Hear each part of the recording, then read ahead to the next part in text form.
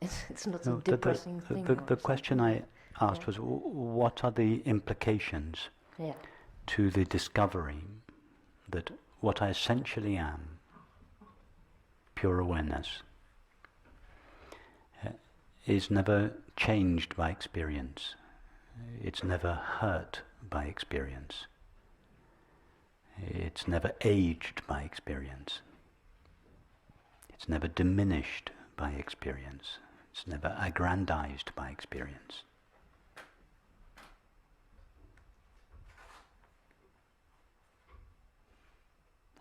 What are the implications of that? That what you, for instance, just take one of those, that the discovery, if you discover that what you essentially are is never disturbed by anything that takes place in experience. What's the common name for that?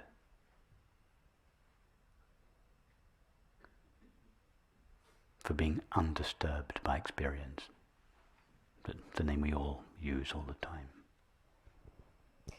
I assume we name it peaceful happiness. Peace. Peace, yeah. Yes, exactly. So the question could be reformulated. What are the implications to the discovery that what you essentially are is inherently peaceful?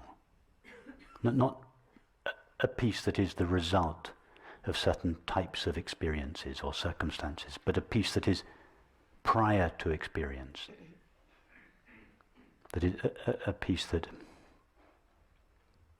is not the outcome of situations. What's the implication of that? The implication that what you essentially are can never be added to or taken away from. What's the common name for that?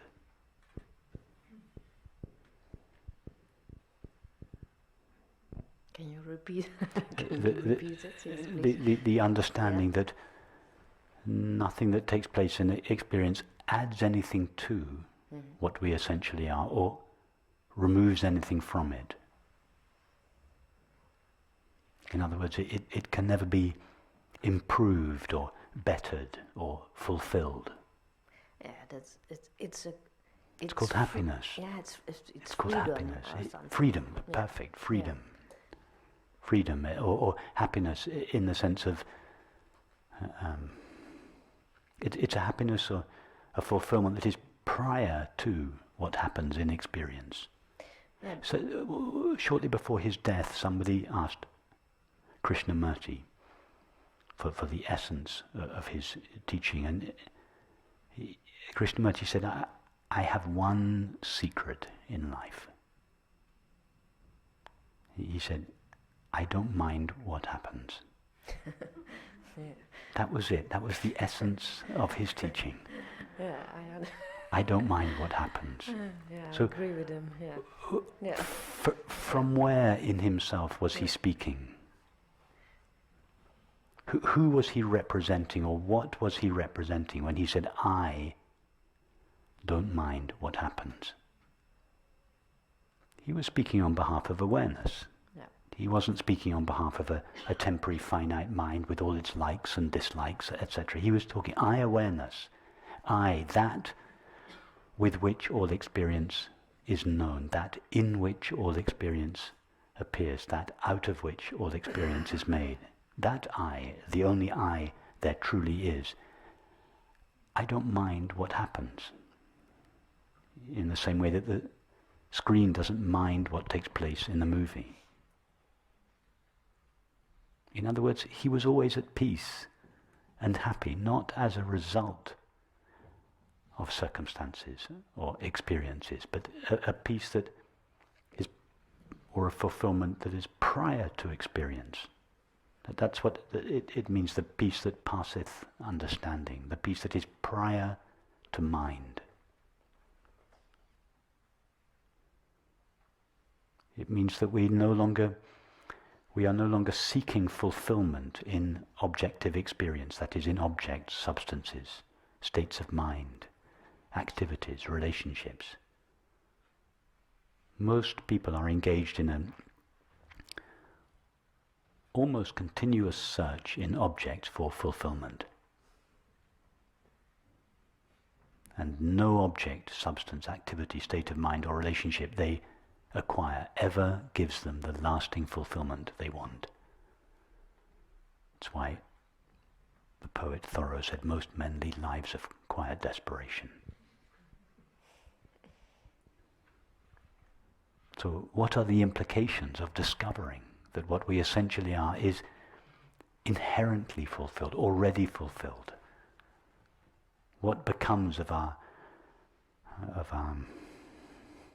addiction to seeking fulfillment in objective experience, however gross or subtle that search may be?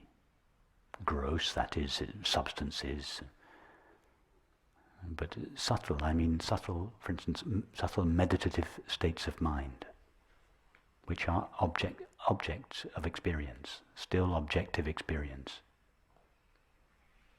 What becomes of this, of our search, of our chronic search for happiness in the realm of objects, when we make this discovery, what I essentially am is inherently peaceful and unconditionally fulfilled? Our suffering comes to an end.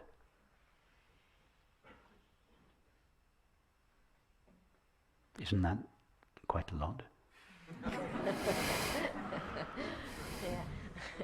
I mean, is there anyone here that wants something more than happiness in their lives?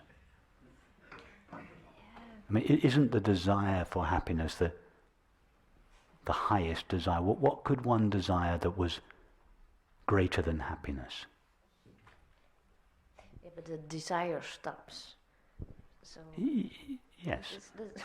Yes, but the only time desire stops is when the experience of happiness is present.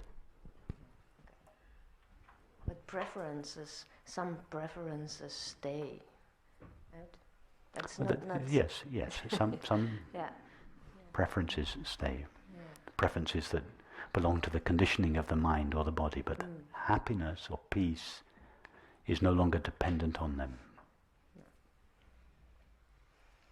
These are the implications of this recognition. The simple recognition of the essential nature of ourself. And what is essential to ourself?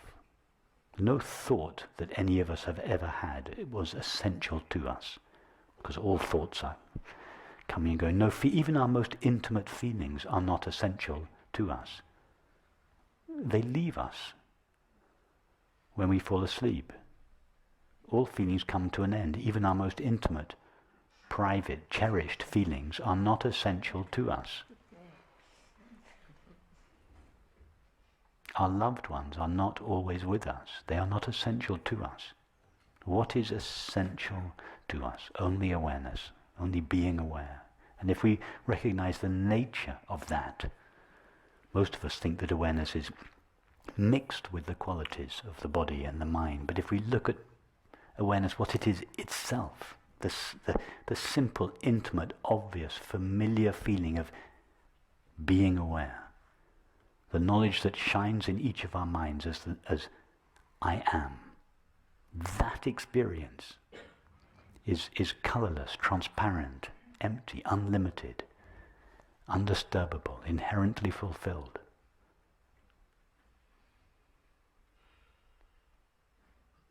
In other words, this recognition, it brings our suffering to an end.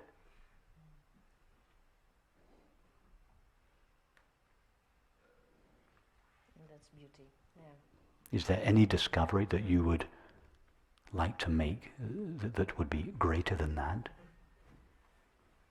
Is there anything you would like in life more than the ending of your suffering? No. No, but it's also a little bit weird. It's a little bit weird. Yeah, it's a little bit weird also. What is weird? It is weird that it is the case. You don't want more. you don't want anything else.